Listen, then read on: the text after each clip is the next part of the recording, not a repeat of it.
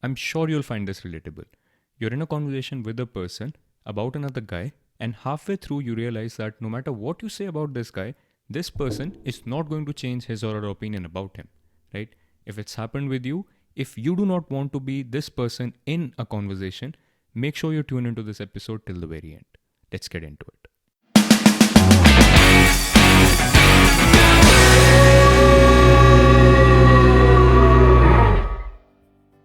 So let's say there's this colleague of yours whom you do not like.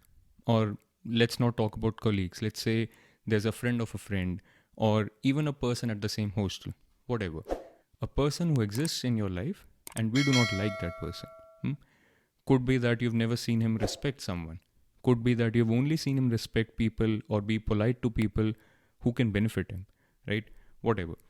We do not like this person, and let's say that I come over to you, I'm collecting donations for a charity, and I ask you whether this person is likely to donate. If you're like any of us, your answer would be no. This person is a good for nothing douchebag. I've never seen him do anything good in his life, so don't even bother. Right? This is the halo effect. What do I mean by that?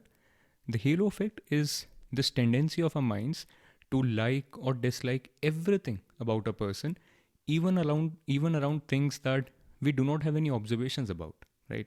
So let's say there's a public figure who you really really like. Now, even if that person is wrong about something, you could go out of your way to explain to others and to yourself that no, this person is actually good, this person is actually right. And it could also work the other way. So let's say you really dislike a person, and even though that person is right about something, you would not even accept any explanation. And it could be that you go out of your way to explain to everyone that just because this person is a bad person, he's wrong about even something that he's right on, right? This is the halo effect.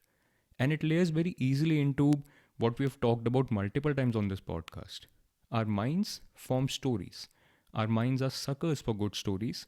And even if the stories are incomplete, they don't seem that way to us. In fact, the better those stories sound, the more believable they become. Even though we do not have exact data points to verify those stories, as long as they are coherent, as long as they sound good, we believe them. That is how our minds work. And the halo effect is this tendency of our minds to form stories about people, right? Now, we form stories about people, situations, life in general, etc. But when we talk about the halo effect, it is centered around a particular person. Could be someone who's important in your life, someone close to you, or someone whom you meet daily, maybe a colleague, a manager, etc. Or could be someone whom you know from a distance. For example, a public figure example that I just gave. Now, I think there are a few very easy ways in which you can tackle falling prey to the halo effect. I've noted down a few, so let's talk about them one after the other. The number one advice that I would give to avoid falling prey to the halo effect would be to avoid substituting the question at hand. What do I mean by that? This is very relevant. You see, let's say I come over to you and I ask you that should I invest in the stock of this particular company? If you do not know anything about finances and markets and stocks, etc., but still you're able to answer this question, you have most likely fallen prey to the halo effect.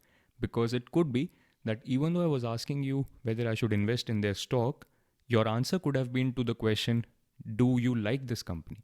Or do you like the CEO of this company, etc.? Do you understand what I mean?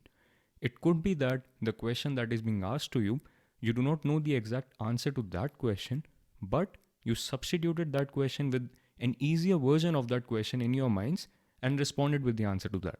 Become aware of it, because a lot of times when we're discussing people, when we're talking about a particular person, it could happen that due to the halo effect, even if you do not know anything about that person relative to the situation being discussed, just because you have a very firm opinion about that person in general, you could come up with a very easy and a very convincing answer. Be aware of that. The second advice is something that is absolutely relevant to our day and age.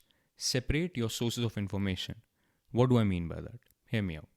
Let's say you follow a content creator and you love the personal finance content. You love where he asks you to invest, where he advises you not to invest, how he asks you to manage your money, etc. Now be very careful when you start to listen to that person for life advice or relationship advice or even career advice, right? Because just because that person is good with managing money does not mean that that person is a standout life coach or a relationship coach too, correct? But just because we really, really admire that person, it could be that you fall prey to the halo effect and you start to listen to that person even along dimensions that do not really resonate with you, right? Always remember that it's okay to agree with someone along a lot of things, but still very strongly disagree with them along some other dimensions, right? Advice number three is something that is relevant across all domains of all cognitive biases, but especially to the halo effect. Check if your answers about a particular person are purely emotional, right? If you do not have sufficient data points to actually say something about the particular situation at hand, if your answers are purely emotional, as in the easiest way you were able to answer a question about some other person was based on whether you like or dislike that person or admire or hate that person, etc., you could be falling prey to the halo effect. So, in a nutshell, observe your thoughts and accept where you're wrong, or at least incomplete.